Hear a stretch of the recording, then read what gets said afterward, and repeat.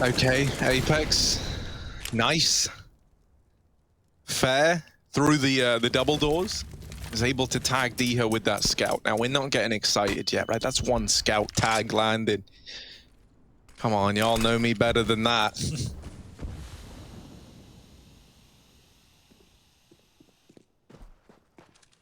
However, with the Force Buy, with the AKs, with the Galils, there's still a chance this round can do some serious damage. Doto over here at long. He doesn't know it, but around this corner, there are a lot of angry Frenchmen. Doto, delivering the goods, is in with a double. ZywOo trades it out, and this AK in his hands is a terrifying prospect. Through long they go, and still leaning 3 strong over here towards the A site, but right now they're set up to play retake, so when the smokes go in, you don't have a say in the matter anymore. The only vulnerability here is Shox, but with him winning that fight onto short, now the pincer is in, and suddenly these CT rotates are nowhere near as safe. They've got to make a play, and so they rush the player at car. They push him on the back of that flash from Snappy, and then to get it back under control.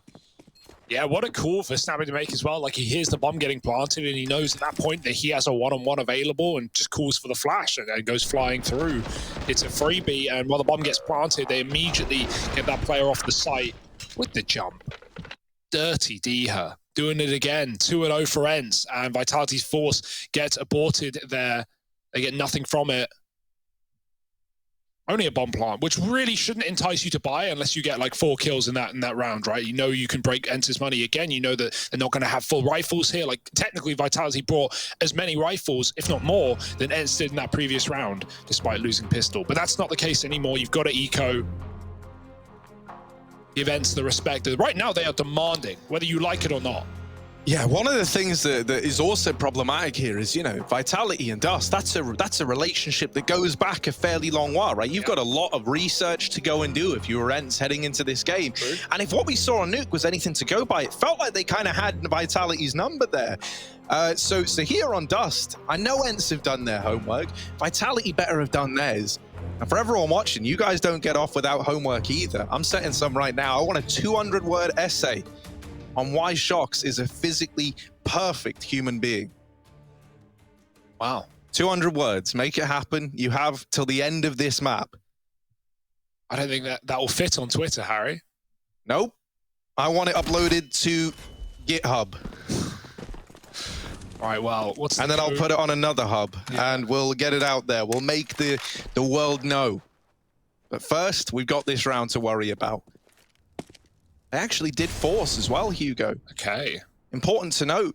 Respect it. Dangerous decision. It's going to dig you a big hole. Harry, you mentioned like doing research and doing homework and ENCE preparing, and I don't doubt you, but right now on the other side, as said, Vitality, there's not a lot of data to go through. They can't pour through the data themselves. No. ENCE have only played ENCE have only played one map on this map, so that's a bit scary for Vitality. Let's see if that's going to come back to haunt them here. Spinx certainly might. Timing is everything, and Apex has left the flank. Spinx is not stopping. Vitality are creeping up towards long. With this control gained on the backline, they know that Vitality are here. The smoke spam does damage and even takes a kill as well. Oh, Snappy, a big grenade could come through here. They're crossing on the ramp. It dunks down onto ZywOo. There's the flank. No time to consider it for Apex, and it's a third round for ENCE. What a round it was as well. Vitality didn't know that they were locked in, boxed on the long position. And ENCE showing us a lot of face right now. These flanks, these aggressive moves, that was something that we saw on Nuke rather not get punished, right? Where ENCE were on that CT side, they were getting aggressive, they were pushing ramp, they were going lobby, and they were getting a lot of value from it. If you flip the halves, when Vitality was CT, ENCE would punish that exact gameplay. So right now, we're already seeing similar signs on this CT side of Dust. ENCE not giving the respect that Vitality wish they had. Oh, spam through the smoke.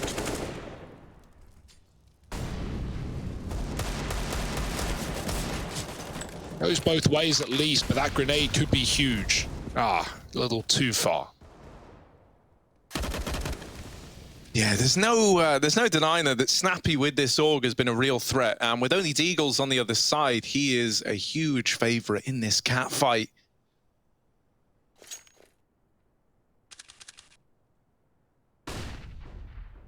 Well, here is that cat fight. The claws are out, and Alu, lighting them up. They will deal with Snappy, but it's Alu who's the real problem. ZywOo's got his hands on this orc, and with the Deagle has struck another man from the tally. The nades finding good damage again. And the Deagle doesn't serve ZywOo well. It's Alu with the 4K to cement the 4-0 scoreline in favor of ENCE. Now we've got the reinvestment coming through for Vitality. ZywOo, money to don that AWP, and so he's going to bring that out right away. You can see the impact that Alu's already finding with his, so you're hoping ZywOo can try and mirror that. Yeah, ZywOo was 5-1 against Alu in that first map in head-to-head, right? 2-1 in AWP kills, so looking really good in that head-to-head. Doesn't matter today. It's Shox taking the AWP for the spawn and picking Spinks out of thin air. Alu tries to answer the call, but he can't find Apex back in spawn. But it didn't feel like, I just double-checked those numbers, it didn't feel like it was a 5-1 in favor of ZywOo, but that's seriously one-sided. So Alu's going to need to step things up in this map if he wants to AWP against the best, or one of them. One man in B. Doto's pushed long. He won't commit yet, but they're ready for this, and it's about to be signaled. Smoke and flash lining up. No one pushes off of the flash, and so ENCE hold on. They won't call for Alu's help, but he's going to be needed very soon. Oh, Alu, no, go back. Alu, come back into B. The tag onto ZywOo is good, but it's not going to save the round. It's not going to entice you to go for this. That's a save. That's a shame that that smoke rains into mid and gets the attention off of the B bomb site. Even for that 1 second of difference, you know, it could have meant the difference between maybe playing for that round, getting some kills as Vitality entry, but instead they're left with nothing more than the save. But the save is like a necessity at this point. Dota was killed on that T-spawn flank from long, so both these guns need to be held if ENCE want to continue buying. They probably will regardless, but if you want 4 guns, that has to be the case. How does Shox hit the flick blinded on the mid-air player? Someone tell me, because I don't know. Maybe you can include it in that manifesto. Sorry, homework. Call it fan fiction, call it what you want. Vitality are on the board with their first round in this T side. And the first round is the hardest to come by. So now that they've found their footing, admittedly late in the game, right? And that's because of those relentless force buys early on, only admitting defeat 4-0 down, right, and taking your eco. It does come with like the nice little bonus that, you know, you get to bring the AWP out, you got to have full utility behind it. And that AWP once again is just watching mid. Alu up here on short, the milkman, ready to go. But he's missed the timing on these lower players. Oh. Alu, quick. Wow. That's the reaction speed that all the calcium blesses him with. Snappy gonna delete Masuta, and Apex flashed out through long. Snappy is still good to hold the line, and 15 HP, he's just wrecking them. There's peeks from 3 separate players. The last being ZywOo, and they just couldn't get past Snappy, who's delivering us a real clean long hold in this round. Just RPK. The tank is the last thing to arrive on the battlefield here, and they spot Snappy down in the pit. But likewise, now they know where RPK is. And now he's surrounded, right? Pushed to the top of mid is Doto. And flashing Snappy into fight, he will finally go wide, and that will spell his demise. But RPK, a 1-on-4. So he's got to start somewhere. He can cross to the pit with that smoke. Looking above it, trying to find a frag onto the player in the site. Doto has the flank covered, and so ENCE aren't really worried right now. They know he has to eventually push forward, and that he will. 22 on the clock. And this AWP has that cross shot ready. No smoke to get RPK through. He needs the headshot immediately. He's looking the wrong way. Oh, flick shot! That is despicable, but there's no time. The bomb surely denied by the Molotov. He has to pop the cat, and it's not available. Peeked out by Diha, but that tap. Oh, baby. I wasn't expecting that out of RPK. What? RPK? Hello? That was clean. That's like Listerine levels of clean. Look at this. Whoop. Look. Ooh, bam. Sit down, Alu. Okay, take those. I'll inspire some confidence. Alu gets tagged on the cross as well. Do they try and go fast in towards his mid position? They've got the bomb in the B tunnels as well, so faking Cat going back to a mid to B does seem to be the play for Vitality. They want to show some presence elsewhere. Dribble smoke into B. Molly can recover this position here for Diha, stopping a rush. They're not going for it yet anyway. Lining up util. So many smokes you can throw from here. Is that the door one coming in early? Masuta's pushed through his smoke. He's in B. Oh, the orb gets pushed off. Spinks needs to be cleared. Diha dead. And now Spinks needs something insane. He can't do it. Zywoo takes him down with the orb. And this cat look is ludicrous. Apex looking for more. And he might find it. Snappy picked apart. And Alu alone. It's Vitality. The answer to this T side is the B site so far. Both rounds from the Frenchman found on it. Yeah, B is looking like the answer. And you know, that like not like underhand, you know, like close smoke at B, the dribble smoke that you throw on the run up, it really feels pretty powerful. You know, I think you've already seen adjustments have to be made to deal with that method of getting into the B bomb site. I think that's one of the reasons that, like, whenever you see a team like Mouse Sports play this map, you've always got Frozen playing on one of these little close cubby positions. It's like one of the only spots that really gives you like a nice bit of contest around that smoke. Because that round there where Ents are playing like more of a traditional B side setup, you got a guy sat car, a guy in the window, where you see the problem with it, right? In that there were already players out on the left and right hand sides of those smokes, and Sadiha is having to watch both these angles. The car player can't actually help him until Diha either takes a shot and falls out of the site or dies. And when that happens, you know, it's a lot of pressure on Spinks to try and hold down B. But ultimately, he crumbles under, can't deliver. And the save call is forced. It's another B play. Vitality fast on the approach, wasting no time. Snappy's Deagle trying to keep the B bomb site in check, but he's getting tagged, he's getting brought down low, and all that's left to do now is finish the job. But Snappy is not giving them this kill, not giving it over for free. And now in a 3-on-3, maybe we see Ents tempted by a round like this. Alu's got flashes. He's waiting right now for a repeak. Oh, the molly. That will slow things down. But yeah, with no mid lurkers, Vitality have 3 in B. Alu, worst case scenario, he flashes his team in and they die, giving it a go, and he can save. Or if they get the kills, he can commit with them. Orb will come in last. That's to say for sure. Molly pushes RPK forward, flash to follow. Snappy's in with a second one. Oh, RPK's so blind. Snappy uses the sound to his advantage, but his teammate falls, and Snappy can't get the kill. Alu, not being given a frag, has to save, and it's going to be Vitality with a third B site win. B is free, and Ents need a solution. Yeah. No, I mean, it's always scary, right? Whenever a site feels as vulnerable, as free as B is feeling right now, you know, it's always scary because as you like shuffle around and you try and plug these holes, well, inevitably, if you're going to give to one bomb site, you've got to take from somewhere else on the map, right? And so the worry is there is like, you know, the round that you try and help out B a little bit more, you try and lean towards that side of the map. Well, that's the round that Vitality are going to work that out and head towards A. So it's very much like a mind game when it comes to cooling this one now. Yeah, Dust 2 is such a good map for like conditioning, right? Especially because of how the spawns are worked. Like you could be going for like 3 B hits in a row, killing Ents there every time, and then suddenly you have a long spawn, Ents stacking B, and you've got free real estate. So it can really undo you if you're Ents. That's a shot for Alu, but he's up close and in the open.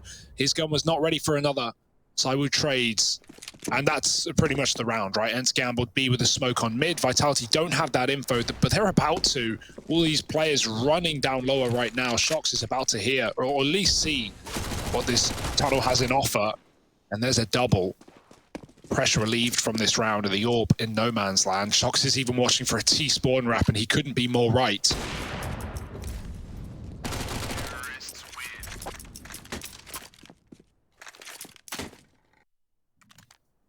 Yeah, the advantage of, like, you know, throwing a bunch of pistols over towards there early on is that now maybe you know, now you hope the Vitality don't just disrespect the B play, right? You're hoping that they go, okay, well, clearly we got Ents worrying. Let's take a slow round. We'll default. You know, I imagine we just see Ents play like a standard. You know, I think at most 2 players over towards B. I don't think you're looking to put any more than that there. But maybe this third mid player could... And actually, it's another partial buy for Ents. So if there ever was a round to put 3 in B, it's this one. Didn't realize they didn't choose to invest here, but they would have been lacking a lot in terms of the weaponry, right? If they were going to make that sacrifice to bring utility out, or they would be lacking utility with the firepower. You know, you wouldn't have had everything you needed. RPK is in some element of danger here. Could get caught as he's being pincered from the catwalk and through the upper tunnels. RPK is just throwing himself into gunfights, and so eventually it comes back to haunt him. But the main focus of this round wasn't RPK. The real thing that was coming in for Vitality while RPK's got the attention was this long push. Losing a player early is now potentially throwing this into disarray for Vitality. This has given a lot of time for Ents to rotate players around. A big kill through the smoke from ZywOo, and there's no accounting for that. Doto is boosted up and playing this little angle. Masuta is ready for it. There's the response in the blink of an eye. It's already just down to 1 man. It's just been kills through smokes, kills on boosts. And somehow it's a very, very tight situation. Masuta does get the bomb, looks to get it planted. Alu completely reroutes. He's no longer at Cat. Instead, now he's pressuring long. Masuta has got to bear this in mind, that he hasn't seen Alu for some time. And with the peek to CT, nailing that shot, it's just Alu left to beat, retrieving the AWP from ZywOo's body. Imbued with the power of the ZywOo and in the capable hands of Alu, maybe there's a chance, but this kill is not getting given over lightly. Masuta just tucked in, looking to make it happen, but the shot misses, and so Alu is there, left standing at the end of all of it to secure the round for Ents. Wow, so calm. Yeah, I think there's time. Yeah, he's good. He's good. He's good. He's fine. He's fine. I doubted myself for a moment. Yeah. Oh, but it's all under control. Yeah, I mean, fair enough, right? He took some time to wrap long, right? And nice shot from Masuta to kill the CT player. It was Spinks who really made this round a reality, right? The opening kill, making it a 4-on-3, allowing Ents to flood the bomb site. And then Alu, such patience in the one-on-one, right? Even though Masuta had set up perfectly for the long position, Alu, he goes round elevator, he checks the back of the bomb site, and he knows at that point with the bomb planted default, Masuta has to be either crouched on the site or in Goose. There is no other option, so sets himself up perfectly for that 1v1. And now Ents winding their sails, an eco win. They're coming back in with some confidence, but that's a whiffed spray from Doto, and Masuta will take him out early. That's a kill that Ents really wanted. Snappy's still here to try and trade the frag out, but he could just drop into lower because it is, again, surprise, surprise, a B hit with only 1 man here. Spinks is not ready for what's coming his way. Org, and nothing from it. ZywOo domes him on the first bullet, and now Vitality. This is a guaranteed 5th round. Masuta is even still here to hunt down the saving players. Uh-oh, Alu's just looked away. Oh, dear. Well, RIP, boys. Alu's come back in for the trade. Ooh. Oh, it's an ugly round. And again, it's just B for Vitality, right? It certainly helps them get that freebie up on Catwalk with the Xbox smoke down. Ents have no information. Well, like, Vitality's whole thing is that, you know, they kind of look like a B in the logo as well. Yeah, sure. It's not, that is an actual thing, right? It's not just a, I think that's something I've heard. I've never heard that. You say that about Na'Vi, maybe, but no, dude. Vitality are definitely the B team, but not in like an offensive way. Where are you going with this? There's no black in their logo. It's white, yellow, blue. Save the Bs. Bs are white and yellow. And blue? There's no blue. What have you been feeding your bees? Yeah, it's blue in the background. That's what I'm looking at. But that famous wrong monitor. Yellow, blue, and white. Yeah, everyone's favorite. It's actually blue behind Ents' logos as well. I'm kind of piecing it together. Yeah, you're realizing now. Oops. Actually, there is no blue. Oh, there's no blue. Well, okay, fine. You got me. The bees buzzing out through long. But look at this at the car. It's the beekeepers, of course, ready to try and kill the bees? No. Is that what beekeepers do? Well, they are doing it. So good job. Not all of them. Some of them are good people. They're trying to get their hands on that delicious honey. Bee vomit. We all want it. We all love it. It sounded like you had honey in your mouth just then. Maybe I do, maybe I do. Hugo, the honey man, the honey monster. Look at this. Trapped behind the car, the molly.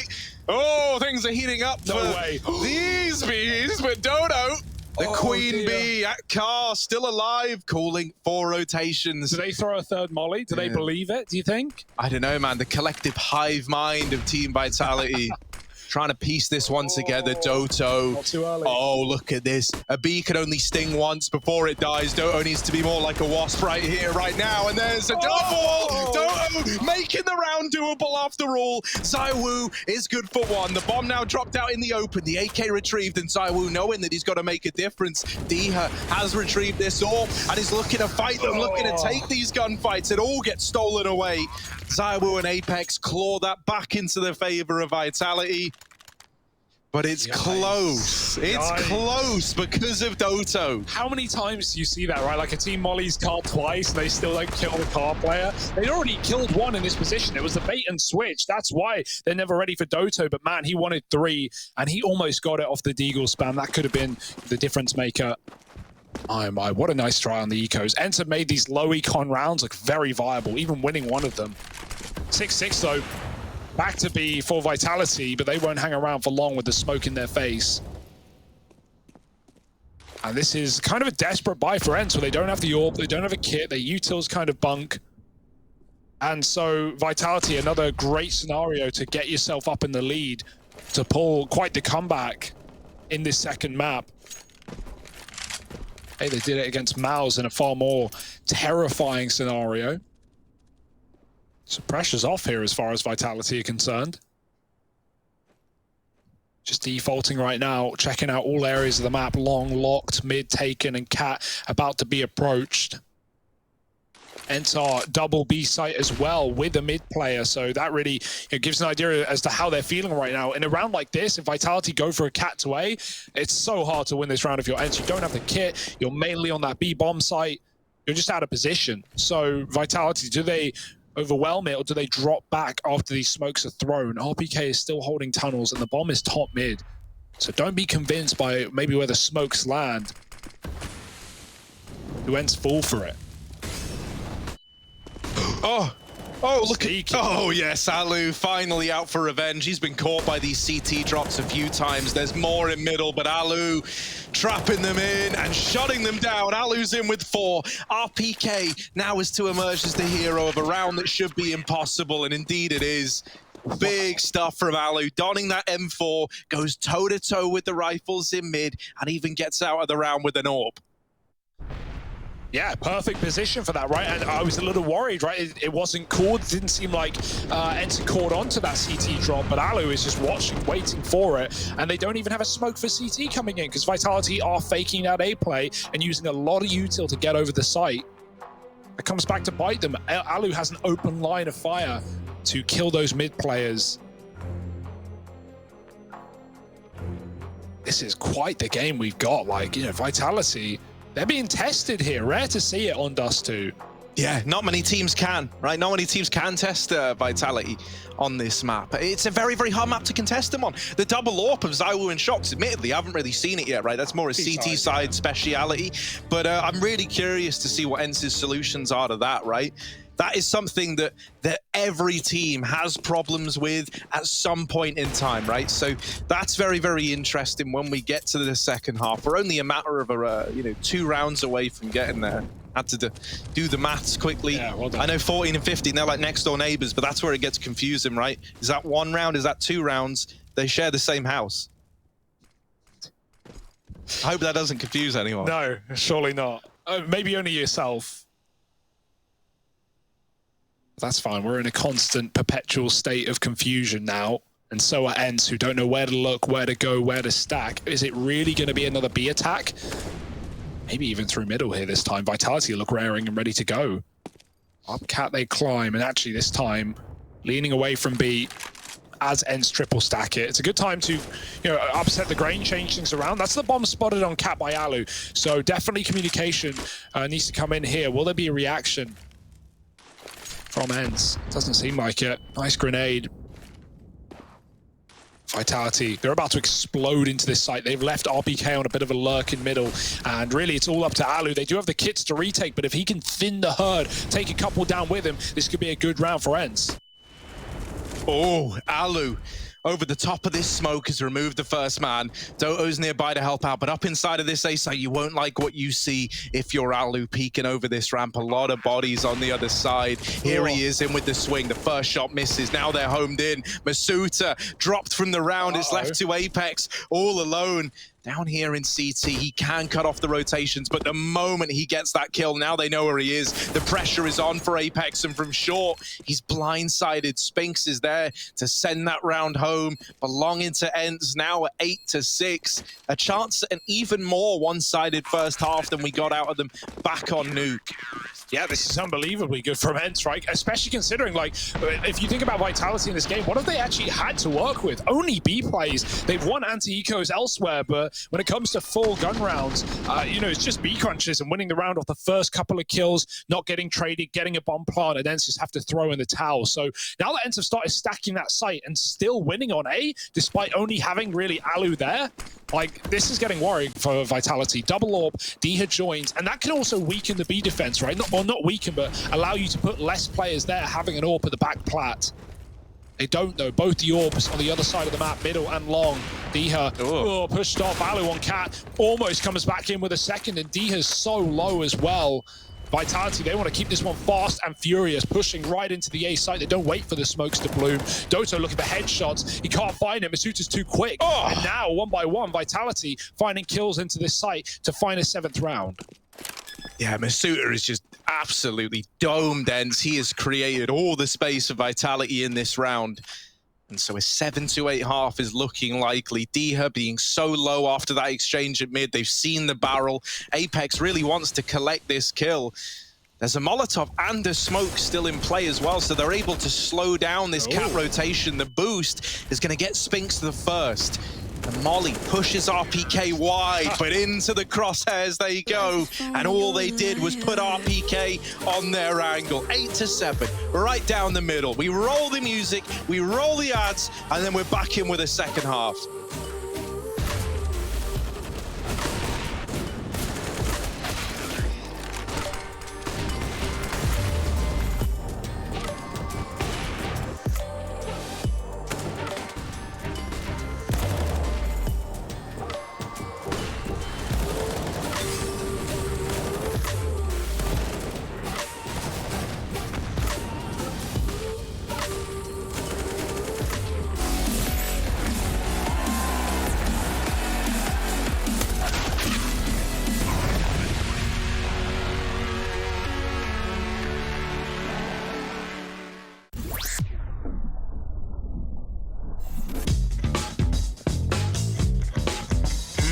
Hey Future Pros! For this episode, I'll show you a neat little smoke that would help you when retaking B. This smoke will completely block off the B tunnels.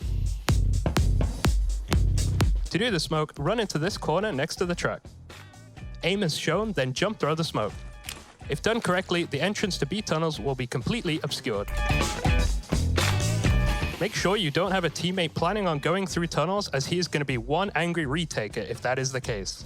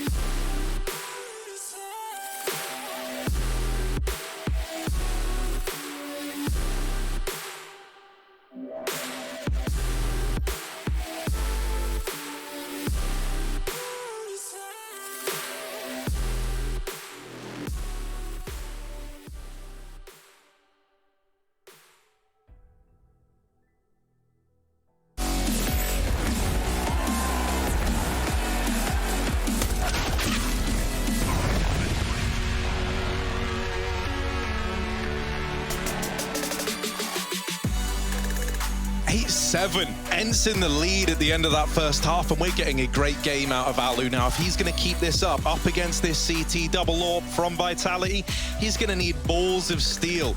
Unfortunately, with this guy, we know he's only got balls of flesh. So, let's see if he can keep this up moving into the second half of play. Oh, why'd he do this? What's this from Ents? Oh, the quad peak. They're like, ZywOo, come on then, give us something. They time a 4-man peek into middle. They find nothing. Smoke's coming over. Hold yourself together, Harry. Because Ents certainly are. They demand your respect. They deserve it. They do. At the very least. 8-7. Cat Smoke is in. They go down. Waiting the molly out. Denying anyone peeking aggressively on Vitality. Although from the get-go, this was an extremely passive pistol from the Frenchman. Locked into their angles. No one's moved from the start of the round. Up Cat they go. One smoke, one flash. And an explosion. Not into A. It's going to be the util in middle. And Ents, what are they going to do with this? Trying to fake things out. They only have one flash to get them into the site. And Vitality know it's not a B hit. They've pushed. Yeah, that info is going to prove to be key, right? That said, you know, getting the information still hinges on having players alive and being able to rotate in. The fact that ZywOo stays alive in pit is certainly a helping hand, but with players from Ents already re-aggressing onto Cat and flanking through middle, this is not a clean-cut round by any stretch of the imagination. They lose Doto down in mid, and now Spinks, who dropped CT and wrapped all the way up Catwalk, is left in the clutch, has dealt with ZywOo, and just left onto Masuta. He's falling away. He's playing the timing game. Tap on the bomb again, but it's not the stick. Masuta does have a kit, so Spinks, who can't afford to even take one more bullet, needs to use all this time. Masuta's sticking the bomb. Spinks takes the swing, and he locks in the round. This guy is made in the pistols. He always delivers in them. 9 on the board for Ents, and a pistol round locked in after a 1v2 from Spinks. How does he do it? How is it real? Every pistol round this guy is performing and pulling clutches out of nowhere for Ents. Oh, dirty. Yeah, so many bait peeks. He doesn't really get the info in half of them. He just knows Masuta sees him at least, and that will get him off the bomb. And then the one time Masuta sticks it, Spinks actually peeks him. Insult to injury. My, oh my, Ents. They're trying to 2-0. They're trying to lock in this exit from the group. Get through to the next stage here of Pro League. And a 2-0 is the only way to guarantee it at this point in the tournament. Pistol round on top of a winning half, and Vitality against 4 spies is what really let them down on the T side, right? They went for back-to-back rifle buys off of losing the pistol, and they didn't win them. Oh, timing. Alu does catch one. He knows about the second as well, so the info is there. Doto eats a scout shot, and he'll concede long. They know they've killed a B player. They know things are getting awkward for Vitality, and they actually try and move away from this A stack back into middle. That deep smoke could cause problems. Shox could easily push up and fight lower. So Ents need to keep their eyes on it. Very limited util, no chance at a fake here for Ents. Are they going to re-aggress back on long late in the round, hoping that Vitality have moved over to middle and started to stack that B bomb site out of fear? Because that's exactly what they've done. ZywOo's now in that position. Shox can fast flank Cat. Doto's getting run boosted out on long. Yep. And it's a great bait. Mate, Snappy with a tap, and now Ents have the A site. Yeah, it's a shame. A lot of damage has been done to all these Ents players. These scouts would have been so ideal to just finish off the job. But with the bomb already planted in A, it's just a save for Vitality. They're going to give it a go in the next round with these saved weapons. Yeah, and just the investments that Ents are going for just shows how aware, how in tune they are with exactly what Vitality are doing, right? You don't get SMGs here, you don't risk dying to deagles, you buy full rifles, you get a scout, and you clean up the round with no deaths either. That may change if they hunt, but at a bare minimum, 10 rounds now for Ents. It's got to be feeling pretty good indeed.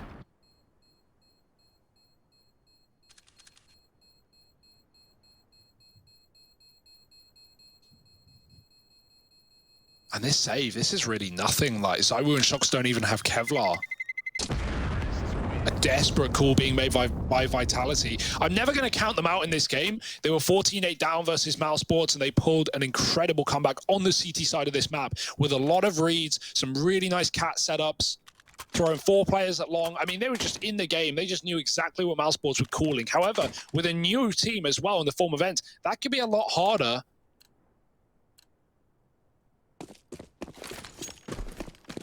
Little more difficult than maybe the last, and the scoreline's getting out of control as well. This should be 11-7 if things go to plan, and Nades are good, but Spinx is up ahead of them, and he catches Apex blind.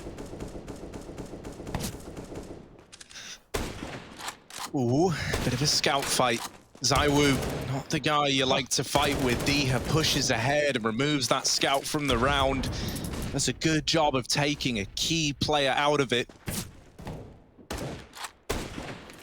Into the 3-on-5 we go. And at this point, right, the 11-7 scoreline looking destined for ENT.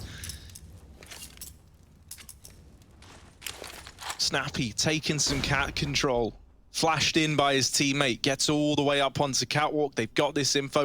Look at Alu as well, probing the B-bomb site. At this point, ENT actually have control both up on A and in B. And so they know that the only place this last man can be is middle. They get the spot, they get the kill, and everything's under control. 11-7, and now that buy is in. ZywOo with money to bring the AWP into play, and maybe even a double AWP, right? Shox with a bit of cash floating around. We've talked a lot about this double AWP for Vitality. I really do look at it as like one of the reasons as to why their Dust 2 is so strong. And I wonder if we see it. We don't. It's actually just a single AWP for ZywOo. And where does he take it at this point? You have no idea what ENT want to do on this T side. Like, we see so many spawn plays as well out long, and ZywOo is there for the pickup. Diha dead, and that's the start of Vitality required to stay in this series right now. It's a big round for them. Apex, oh, his head's been spotted. Spinx doesn't see it. That was awfully close to a kill for ENT, and they would have loved that frag. Alas, Vitality go back. And ENT probe middle, not for long. Spinx takes a look. They have a player in the pit. Snappy waiting until later to strike. And RPK, he could get flashed in here on Cat. That's exactly what's happening. There's the pop. Spinx blinded off. Doto in the corner wasn't, but he isn't going to be able to get that trade in time with a Molotov at his feet. And the B push for Vitality, they've seen enough on the Catwalk side of things. They saw the bomb, so pretty convinced this is not a B play, and that may be what they fall back into, but they're going to get caught setting up these mid to B smokes by the lower play. Here comes Shoxy on the flank. Yeah, this is a big flank. How many kills do they get from it? Oh, that flash! Was that a team flash as well? That was thrown from Cat, right? Oh, that actually dismantles the flank. Now, luckily enough, right, they still get everything back under control. They still kill these Cat players. Could have been a flash that we talk about as the undoing of Vitality, but luckily enough, RPK and ZywOo, they make up for it. It's like, yeah, we team flashed you, we got rid of your kill potential, but we still delivered. Snappy, all alone, 1v4, down from the 1v5, and with very little room to maneuver. There's a flank in long, there's a player in mid, and there's the trade from Masuta. Having that crossfire set up with the Cat players, you were never worried about that round getting out of hand. So Vitality scraping by, 8 to their name, a nice rifle round to begin this CT side for them. Yeah, beginning after losing 3 in a row at the start of the half as well. Certainly doesn't feel too good, does it? But they have the breathing room with that round being won. Without it, oof, I don't know so much. Orbs are back out. This head-to-head of Alu v ZywOo. The ZywOo was all over on Nuke. How will it continue? How will it fare on Dust? Doto out long, taking the risk. No one wants to have that spawn when you're up against Vitality. And he knows Apex is here, but there's so many more players looking his way. RPK core, and now Apex is stuck in the molly. Doto doubles down with 1 point of health. They lose B, but the info is there. ZywOo does nade Doto out, trading it, and blinking, you miss it. We're back into an equal situation. Yeah, this B aggression has been so good for Vitality. Now it's ZywOo holding down the A site, his bread and butter, but Alu takes him in the head-to-head from Cat, and a 2-on-2 is given over, but this bomb has got to get across. This bomb has got to survive the journey. Throwing over. Oh, big. Nice Spinks, strong throwing arm on this guy, and there he is, nailing the follow-up. Caught by the aggressive Shoxy, bringing it down to the 1v1. And maybe looking to reposition. Will decide against it. Falling silent for a moment is Shox. Great call. Just waiting. And Alu's in such a dangerous position, he can't stay here for too long. If Shox doesn't give him a kill, he'll start considering other options, but too early today. Alu's awake, he's had his coffee. And his Milky Bars, 12-8. And yeah, I love the call from Shox there to reset, to wait, but he needed a few more seconds on that delay. Alu does not fall for it, and Alu is having one hell of a day today. Zoom and banging, 21-8 with the AWP. And that's the money broken, Harry. They win one rifle round and it's stripped away straight after.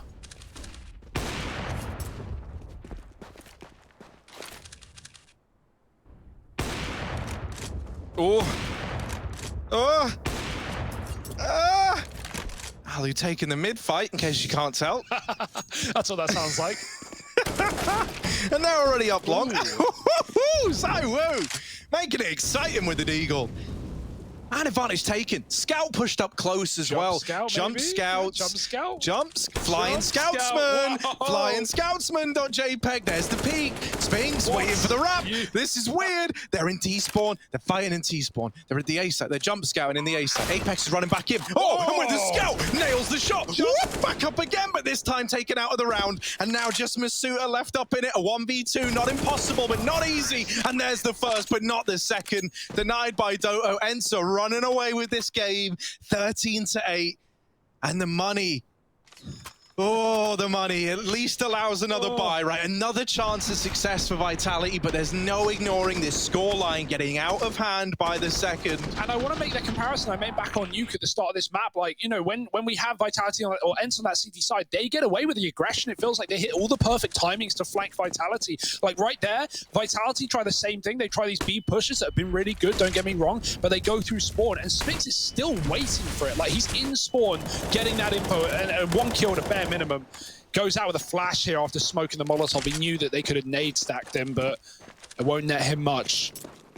And actually, Vitality finding the first. Can they keep it up? Flash could be good. Apex so blind, but they don't check the corner. Oh, it's their undoing. Apex dominating, 3 kills, and the bomb is loose as well. That's the round, surely. Diha 1 on 5. Precarious position to be in, and with the bomb mollied off as well, it gets harder from here on out.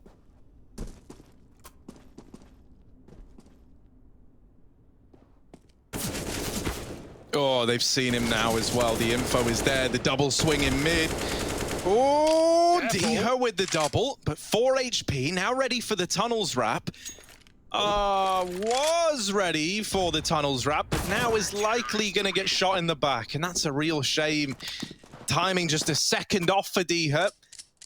Nice attempt at a round, but it's still Vitality in with a 9th. Yeah. And so suddenly, a bit of a sigh of relief if you're a Vitality fan, or if you just happen to be one of the 5 folks in the server.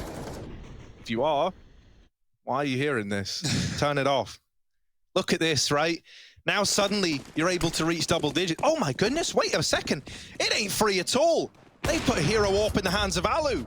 Yeah, they've put a lot of faith. Yeah, so many players are full broke, and so Alu's like, fine, you know, you're buying pistols, I'm buying my orb. And with no armor, it's a dangerous decision. Ents going quick, though. The fast smoke thrown over the site. Apex, they have no idea yet. They haven't seen him. The Deagle's round in the corner, and the damage done. 1 HP. Alu finishes the job, hits both orb shots alongside Diha. Oh, dear. So it was the Deagle that did 99, and Alu that did 1. And now the problems in the pocket of Vitality. They've got to retake, a man down. They do have the weaponry and the utility for it, though, plus the kit. Molly can cut off Alu. He's got to be pushing forward or backing up and resetting. Snappy's picked up a player in spawn, and 1 by 1, they start to fall. RPK needs to make him a hero play. He's moving up, but behind the smoke is Snappy. ZywOo with the flick, it's just not happening. It's too little, it's too late, and it's too Deegs to hold on to the round. ZywOo gets it, but he's got to run away, not being fed. And Ents win a force buy. No armor on Alu. Deegs on the rest of the gang. And there's nothing that ZywOo can do about it. He can frag all he wants. It's 14-9. How do ENCE do this? How do they steal these rounds out of nowhere? I never even know how to quantify Alu as a specimen. Like he's like just a fully different species or something. Like I don't like, you look at him next to Zywoo, right? And any regular person would be like, yeah, Zywoo's just sick. Like, you know, no one's kind of on that level, maybe aside from Simple. Yeah, it feels like whenever we get Alu in a game as like this weird entity that's so often just like off doing his own thing, you don't hear from Alu for a bit, and then suddenly he's here, 22-11, 2-0 KD, opening up rounds, going toe-to-toe with the best of them. It's really incredible to see. Can be very we hit and miss. always get like something out of even in like a quiet series. Alu will still give you moments where like he saves a round, or he makes something wild happen. Yeah, it's the yin and yang between God and bot, right? Like, that's the Alu we know and love. Can he keep it up? Mac 10 out long. The smokes miss, and they're going to peek him. But Alu, he wants the fights, and he'll get them as well. No one trades him. I don't know how. Zywoo will pick up Spinks, and the nade on the corner backed up by Vitality. They go, fine, you can have it, Alu. You can have long. We're sorry, man. But meanwhile, the plan is not this A site. It's creeping in through middle, and no one's even looking. Shox turns his eyes to middle.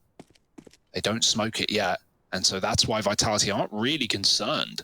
Misuta's alone at B. Re-aggression at long is misinformation as Alu is behind the boxes. That does not enable a long flank. They're going to try and do it. Alu could put the knife in the back right now. There's a spray. Oh, it's messy, but he gets the info, and now his team can elevate the pace to B. The bomb is alone. If Doto dies here, the round might fall apart, and D has so much to clear. Doto is playing well reserved. This is smart. Misuta thinks tunnels is clear now, and they found him out. They figured it out, and Snappy's got the kill to provide a walkway for Doto. The red carpet lined out into this B bomb site, and now Vitality, who can't even stop the bomb from crossing, have to consider, do we retake or do we save? Yeah, you either save and give over 15, or you give this round everything you've got, and I mean everything, right? Nothing left in the tank, nothing left on standby if this retake doesn't pan out. The molly is going to lock in a kill, you would imagine, but it's still a 1-for-1, and Zywoo is deleted on the first peak.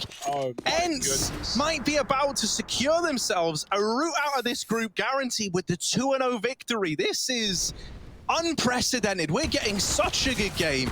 Alu's killing with whatever you give him. A Mac 10, an AWP, M4 on the CT side. Like, man, he's putting up numbers. And then in that round there, he gets all this information. The rest of his team are able to play on the back of it. And you were right to highlight Doto. Oh, Alu, stop it. Leave him alone. Leave him alone. The humanity, a 5-on-4 to begin what could be the last round of this series. Some of the calls, some of the awareness that ENCE has in positions where they should not have it is unbelievable. Like, yeah, you were just about to talk about Doto. The fact that he's delayed play there because he's the bomb, he knows if he dies, the round is lost. And his entire team creep mid to B, take the site and clear it out in time to provide a round. And here it is, what could be the culmination of this BO3. A 2-0 for ENCE, potentially. Vitality want to stop it in his tracks. Pushed up on Cat, no flash, fighting in the face. Doto waiting, and he's trading, but are they ready for Snappy on the corner? He's quick to trade that one out, and now it's all on Apex. 1-on-4, it's looking done, and they've done it. ENCE, rather, finding the victory, 2-0. A huge upset. Vitality is favourite, sleeping at the wheel. Dust 2 stolen from out underneath them. A 3-win streak denied, and it's ENCE to go through the group in style. Easy. Would you give up the fight if you had no time to even surrender? Would you give up your rights and let your life slide away? That's a race, so you win, way to race. Why complicate that feeling hate when it suffocates at the bottom? Don't take the bait.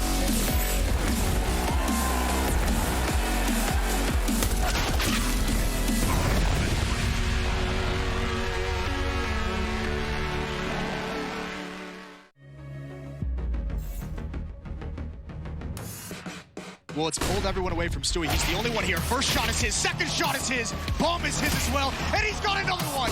Stewie just tears them all down. Great smokes from FaZe. Bonfont goes down, Rain, unbelievable shot. He's going to double it. Can he get any more? Of course he can, it's Rain. all the players grouped in the apartments. And Olaf, he's got to deal with his push from Get Right. Oh, he will. Gets his revenge for the last round. The issue is so many players here. They're going in one at a time, and Olaf on the other side of this smoke. 3 kills to his name. He has sent NIP packing. Even as Lecro gets the first man, Olaf's going to put him down. He's on for the ace, and is he going to get it? Dennis on the other side, but the nade. And Shoxy pushed through with the UMP. What the hell? He's going for 4 kills here. The USP could be enough. That is absolutely magnificent from Shoxy. And now we've got Olaf Meister led in a compromised position. It's the ace. I can't believe it. We've got Voxic, who's just been an absolute beast here on Nuke. First kill comes in. There still is a chance at low HP. It has to come in right now, though. Chris J has the frag. It's going to be Voxic. They have a chance. They can actually do it. Chris J's jumping. It could be a problem. Unleash stabilizes. Surely another one. Voxic's an animal. He does not want to lose. 32 frags as he gets a smoke onto the bomb. He has the kit. Nitro's going to spray. He's going to... No. Oh, he's done it! They will not go down! And twist in the corner. There should be no way out. My God! How has he done it? Picking up a quick triple, and he's going to win the round. Absolutely godlike. Contact has been made when the teams start to advance in. For around the corner quickly. Nice double tap from Meyer, and he's got the first 2, and a third, and a fourth. My goodness. There's no stopping this man. He tries for the bomb plant. There's surely no way he can do it. They have got him boxed in right now. He's got nothing to work with except this rifle. He gets the headshot, turning it around, and no! Time is running out.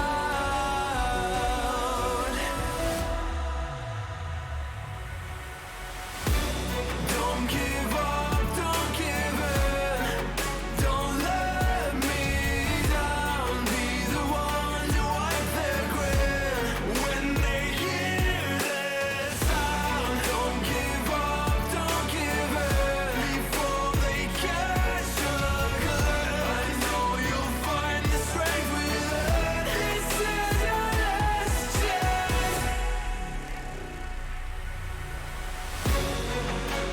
Now's your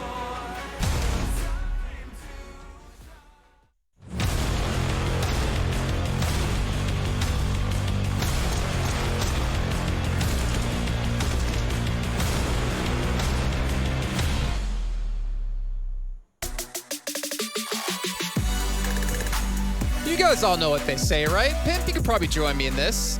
Easy for Ents. They pull off a 2-0 victory against Vitality. Not only do they beat the team, they also get themselves guaranteed through into the playoffs here at the ESL Pro League Season 13. And what a series it was for them. So many individual members standing out at the exact moments they needed it. But we're going to start things off by taking a look at, well, sometimes we've seen too much of him in the past.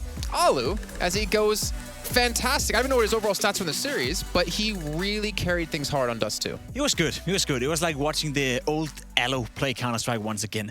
Of course, we talked about him coming into this matchup on Dust 2 being the experienced member of ENCE. Yeah. He's been in FaZe Clan, he's been in NIP, he's been in ENCE before, and he's been trying a lot, I guess, throughout his career. You know, a lot of success, a lot of downfalls as well. So he's a very experienced player. But to see Elo play at this level is absolutely a joy for the eye. He can change the tides of a game. And I remember back in the days when he was playing in NIP. I remember when he was playing in FaZe Clan, especially on Dust 2. He is so well-rounded with the AWP. He knows exactly when to peak. His positioning is stellar. You never see Alo being caught off guard in a duel he don't want to take.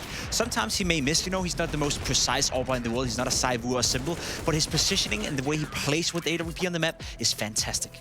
And not to mention some very high-pressure rounds coming in. Think about the hero op play that he had come in, right? We saw Apex get dinked down to 1 HP on ramp. He gets the first kill to really open things up to get that after-plant situation. And multiple times across the series, he was able to be that real person you can depend on for the team. Necessarily wasn't the X factor of the team that you would expect. You look towards Spinks, who did have a kind of quiet series, I'd say, overall. Yeah, I mean, but still, Alo, you go 8 for 8 in opening duels. You're clutching it out. You had that 1v1 against Shux as well, where you just played super, super cool. Yeah. Waiting for Shux to come out long, and he's just showing the experience, I guess. So having a player like Alo on your team under us too must be a nice feeling for the in-game leader, because you can rely on him. You know he's not going to make any mistakes. You know he's not going to take any peeks he's not supposed to. Alo, when he's playing at this level, he's a joy for the eye. Well, you've been talking a lot today when it comes to in-game leaders. You got to be able to frag and lead. And lucky for us, we do have Snappy, who did everything he needed today. He had 43 kills. I believe he was top of the scoreboard for his team. And Snappy going to be joining us here for an interview in just a second. Snappy, can you hear me? Are you good? Yeah, I can hear you. How's it feel, man? You guys come out fantastic in your series against Vitality. You're guaranteed through the playoffs now. Yeah, it feels good. I think we played very good today and also yesterday against G2. So it's a relief to be through already. And tomorrow, I think we are playing for first place, and that's a good spot to be in. Before the last match, obviously, we can play kind of without pressure. After the NIP game, we played the worst series we ever had, and we talked about we shouldn't focus on the result more. We should focus on the process, having fun, playing as a team, playing like we do in Prague with our sports psychologist. And since then, we've been playing a really good Counter-Strike. For many viewers out there, Snappy, Ensign, and this new project of Ens is a complete new roster. You guys are doing so far so well. Is this a result of hard work? Are you as good as you are right now in practice, or where does all this good Counter-Strike come from? I think we're better in practice normally. I think not the last two matches was kind of resembling it because there we play freely, we have fun, and I think that's what we try to remind ourselves, that we just need to go on the server and have fun, and then the results will eventually get there. Yeah. For you personally, you've been through a lot. You know, you've been going from one team to another. You were part of the success in Heroic, then you were jumping a little bit back and forth. Do you feel like you finally found a home now where you can really involve both as an in-game leader, but also build a team that can be up there with the very best in the world? Yeah, I think I said it in I can't remember, maybe an Ends interview, but this is the happiest I've been in a team for probably 3-4 years, I think. The Ends organization has been amazing. The players, the coach, they trust me. Everyone is hardworking. I just feel really happy to be here with the boys. And try to put a couple of words on Alo as well. He's the most experienced player you have in your lineup. Is that a guy you can rely on? Is he helping with the secondary calls, or does he add anything else than just pure experience? He definitely is the secondary caller on the team. Also, Dodo will come with a few ideas from time to time, but Alo is definitely the secondary guy. And yeah, especially here on Dust 2. Dust 2 has always been one of my team's weaker maps. But having Dodo and Saw having really good experiences on Dust 2, Spinks loving the map and Alo loving the map helps me call. And they definitely gave some good ideas, and Alo definitely gave some good calls here on Dust 2 in the end. And you guys, you have obviously a lot of veterans on the team when it comes to CS, and you have a lot of newcomers as well, some new blood on the team. Where do you think, your level, or where do you think your high end is with these new players? Do you think they just need a little bit more time, and we could see you guys, propel yourselves even further? Like, what's the limit for Ents with this roster? I don't know. Right now we had some good days, but I think we probably need like 3-4 months before the system is fully implemented, because I never had such an advanced system before, because we have me, we have Saw Dodo coming from Havo, we have Alo from Ents, we have even a guy like Pavel Dusha coming with some ideas. So we have so much variety in our game that even I sometimes have trouble remembering the playbook. So I think we need 3-4 months before people are fully comfortable. But even now we're playing amazing CS, and I think there's only one way, and that's up.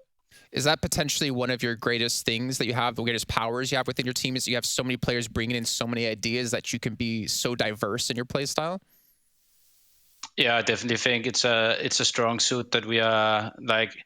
I guess you have a Danish saying that too many cooks in the kitchen will eventually ruin the food. But I mean, people are really good at understanding the space that I need as an in-game leader. And I think people are chiming in at the right times and are adding stuff that makes sense in the game plan, so we don't go left, right at the same time, kind of. Yeah, not going two directions at the same time. Well, Snappy, thank you very much for joining us. We really appreciate it. And obviously, a huge congratulations to you guys to guarantee yourself through the playoffs. And can't wait to see you tomorrow if you can come through in first place. Yeah, thank you. All right, cool stuff, cool stuff. I actually like how he talks about, because we've talked to some other teams, about having too many players being vocal. Sure. And I like how he says that they're still in a learning process of like trying to get players to not be vocal at certain points, but all in all, they're respecting the process of what Snappy's bringing to the team, and that's obviously helping them excel. Yeah, and I mean, that was part of the problem for him in Heroic, right? When he was playing with Cadian, he felt that, you know, there's a lot of players who could chime in Heroic as well, but he felt that maybe he didn't have the 100% trust from his teammates, right? And you need that as an in-game leader. I know Snappy as well, he needs that trust from the teammates. And as soon as you have that trust, it's also easier for Snappy then to listen to the other players and give space to them and them ideas. And as he's saying, you know, there's nothing worse than having too many cooks in a kitchen. It will only ruin the food. You must know that. Can you say in Danish for us? No. Oh, okay. You wouldn't understand. You wouldn't. I obviously wouldn't understand. I just wanted to hear. Let's take a look at our results. So as you guys can see on your screen, we had G2 take a victory against FaZe Clan. NIP up against Mouse Sports with their victory as well. And then ending things off was surprising, I'd say, considering the favorites in our mind were Vitality, as ENCE took the 2-0 against them. We learned two things today, right? FaZe Clan, they're not going to qualify. FaZe Clan is done and dusted for. They can play for their honor. They can play for a better placement tomorrow. And then we learned that ENCE are the only team so far 100% secured into the playoffs. So to say that, you know, to say out loud that FaZe Clan didn't qualify, but ENCE did in itself coming into this group is a giant surprise. I mean, that's kind of a surprise to the Pro League. We have so many teams you would never have expected to get through that have been able to qualify it out. Now, tomorrow, just to remind you guys, it's a very special day, right? We have 3 games happening simultaneously across 3 different streams. We're going to have G2 up against Mouse Sports, FaZe Clan up against ENCE, and Vitality up against NIP. And what this means is it's the final day of Group B, which also means Group C starts the day after. And I can't wait to see how things are going to break down with Group C. There's going to be a lot of good games in Group C, right? We have the Brazilians, we have the CIS team coming in there, a little bit of a mixture between the two, and then some spice coming in from Europe as well. So that group is going to be spicy. In general, though, I just look forward to tomorrow because there's so many different scenarios that can play out. So if you haven't put your alarm already, then 7 o'clock tomorrow night, Central European time, that's when you need to be here. Nice. He said it perfectly. I don't even need to host anymore because we can just put Pimp in that role and I can try to be the analyst, though it'll be utter crap. Not do that. Let's not do it at all. But thank you guys again for tuning in. Remember, tomorrow, as Pimp said, 7 p.m. CET, we're kicking off our 3 games at once. So make sure you tune in to see how Group B is going to end up. It's the adrenaline running through my game. It gets me high, high, high. Got no time to waste.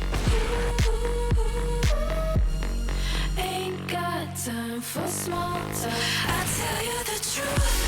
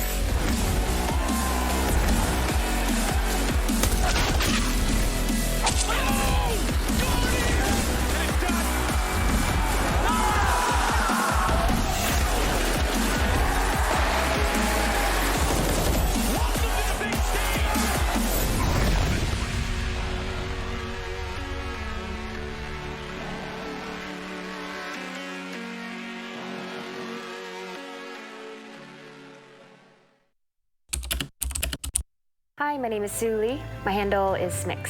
I think it's important for these initiatives to happen. Empathy really, really goes a long way, and it always means so much to us, and I think that's where initiatives like this really help. Good luck, have fun. Yes, nice shot, my friend. Cheaters ruining your plays? I have eyes on the enemy. Bad servers stopping your shots? What you need is ESEA. Advanced anti-cheat to stop cheaters.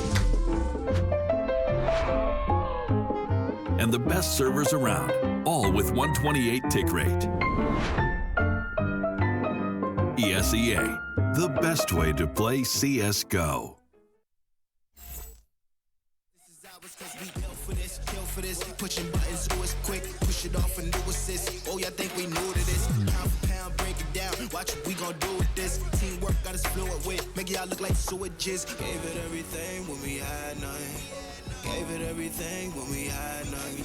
Holding on by a thread, couldn't grab nothing. Seems we moved on to a better place. Shine away from the shade. But now that we're here, ain't no going back.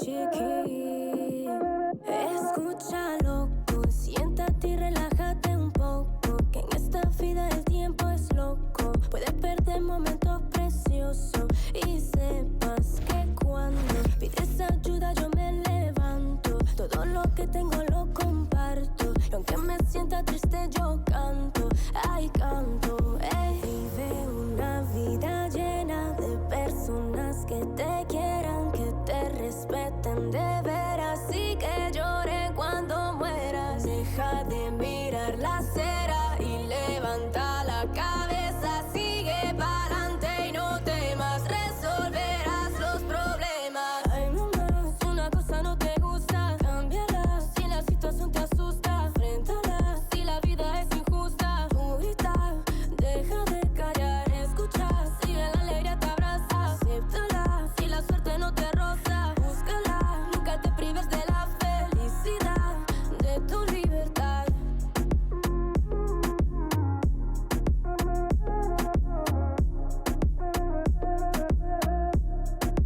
De tu libertad.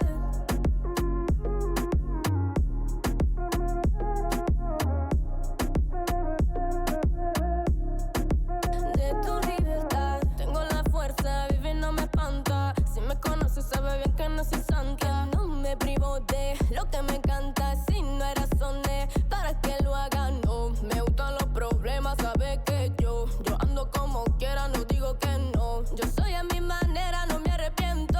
Escucha mi consejo, mi amigo. Vive una vida llena de personas que te quieran, que te respeten de veras y que lloren cuando mueras. Deja de mirar la acera y levanta la cabeza, sigue pa'lante y no temas, resolverás los problemas. Ay mamá, si una cosa no te gusta, cámbiala, si la situación te asusta, enfréntala, si la vida es injusta, tú grita, deja de callar, escucha, si la alegría te abraza, acéptala, si la suerte no te roza, búscala, nunca te prives de la felicidad, de tu libertad.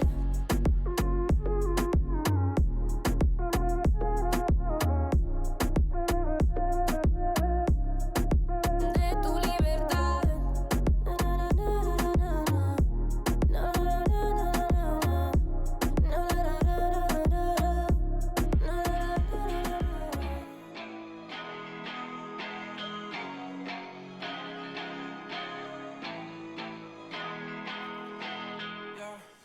Talk to me, I just want a little bit of company.